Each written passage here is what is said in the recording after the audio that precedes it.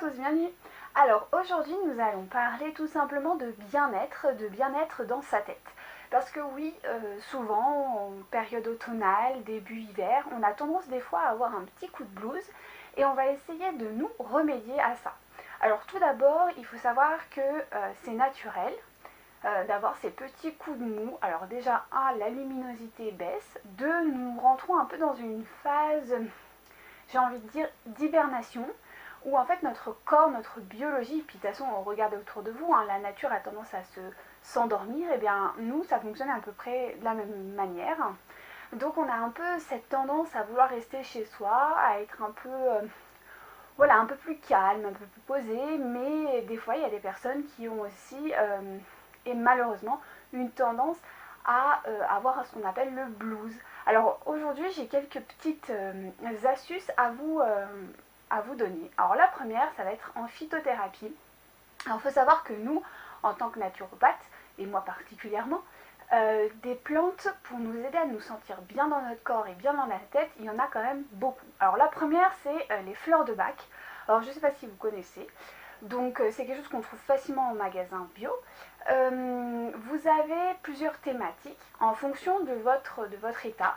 Alors la difficulté pour la fleur de bac, c'est qu'il faut vraiment cibler en fait votre problème. C'est-à-dire que votre déprime, elle vient de quoi? Votre petit blues, il vient de quoi? Donc il faut, avant d'aller chercher votre fleur de bac, essayer de déterminer ce qui vous pose problème afin de pouvoir résoudre. Ensuite, il y a ce qu'on appelle là la phytothérapie pure. Donc là, on est plus sur la valériane, qui est une plante qui va vraiment permettre de se sentir mieux.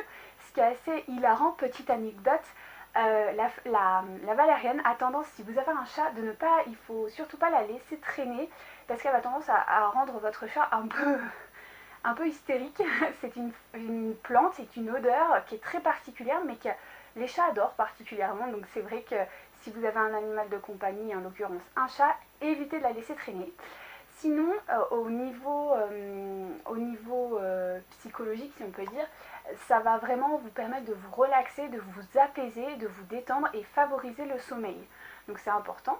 Ensuite, alors là, on va parler des oligo-éléments. Le lithium est vraiment, pour surtout les personnes qui sont vraiment déprimées ou qui ont du moins un passif assez, j'ai pas envie de dire dépressif, mais c'est un peu ça, où régulièrement vous vous sentez pas très bien dans votre peau, vous n'êtes pas dans votre assiette, le lithium par cure peut être tout à fait intéressant.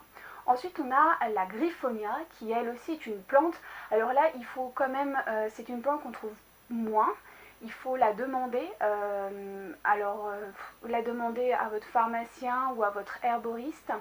Ça c'est possible, mais c'est vrai qu'en magasin bio j'en ai pas vu souvent. Alors si vous êtes dans une région où c'est quand même développé, vous en trouverez, mais dans d'autres régions ça va être un peu plus compliqué. Mais c'est une plante qui fonctionne très bien. Son goût, c'est voilà, c'est le goût d'une plante. Pareil, ça va vraiment vous permettre de vous relâcher, de vous détendre, d'appréhender les choses avec plus de légèreté. Voilà, à ce niveau-là. Ensuite, si vous avez des troubles du sommeil, parce que souvent quand on est dans un état un peu de blues, dépressif, on a des troubles au niveau du sommeil, là je vous invite vraiment à vous orienter sur des plantes qui vont vraiment permettre de faciliter le sommeil. Donc les grands classiques, camomille, verveine. Ensuite vous en trouverez principalement dans tous les magasins, il y a souvent des petites composantes favorisent le sommeil. Voilà, la réglisse aussi permet ça. Enfin, il y en a vraiment un gros panel. Donc là, je vous invite vraiment à en consommer. Alors, le mieux, surtout pour le sommeil, c'est de le prendre sous forme de tisane le soir. Après, si, voilà, pour ce qui est du lithium, pour ce qui est de la valériane, bon, la valériane, vous pouvez la consommer en infusion le soir, mais la griffonia, c'est intéressant de l'avoir dans la journée et surtout le matin. À inclure voilà, dans le petit déjeuner, c'est tout à fait possible.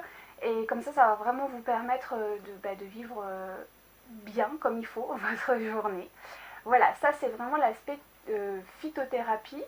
Ensuite, ce qui aide aussi beaucoup, c'est la luminothérapie, surtout dans ces périodes-là où on a tendance rapidement à avoir, sous les coups de 6 heures, ça y est, il fait nuit. Donc ça aide pas le moral. Donc si vous êtes surtout amené à travailler dans des bureaux ou dans des endroits assez fermés, c'est vrai que vous rentrez le soir ou vous sortez de chez vous le matin, il fait nuit. Donc c'est sûr que ça aide pas. Donc avoir une petite cure le matin au réveil de luminothérapie, c'est tout à fait possible. Par contre, il ne faut pas le faire le soir, parce que la luminothérapie est une lumière imitant le soleil, ce qui va faire en fait un effet réveil en fait. Tout simplement, ça va stimuler notamment une hormone qui est située au niveau des reins, qui va favoriser l'éveil.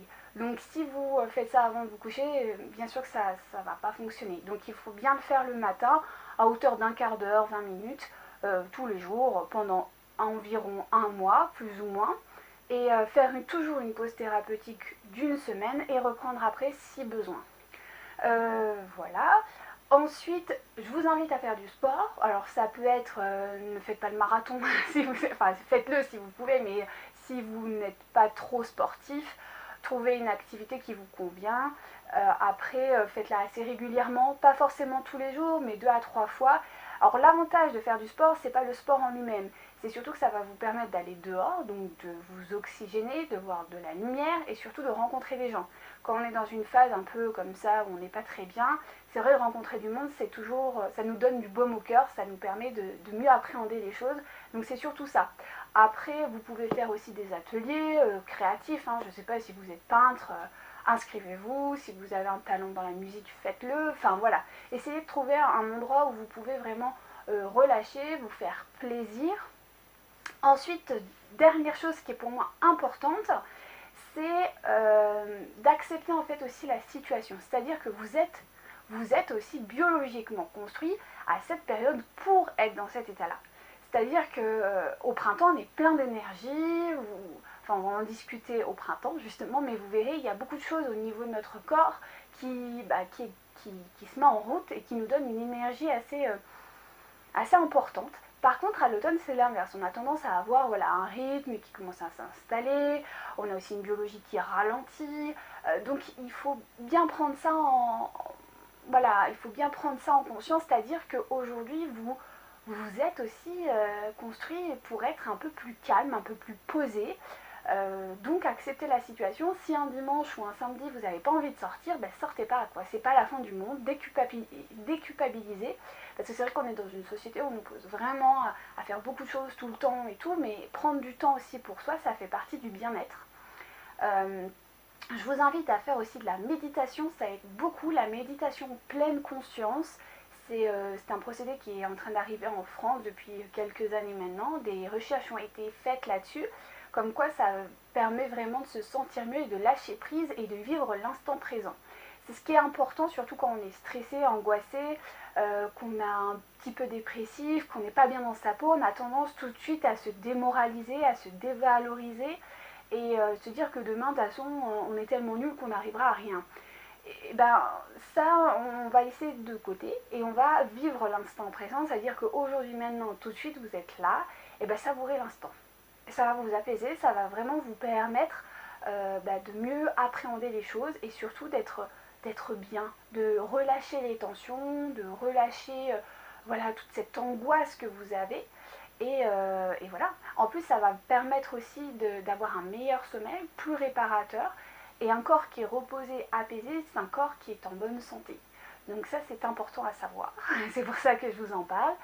Voilà, j'ai fait à peu près le tour sur cette vidéo. J'espère que ça vous aura plu. Je vous dis à très bientôt sur ma chaîne. Au revoir.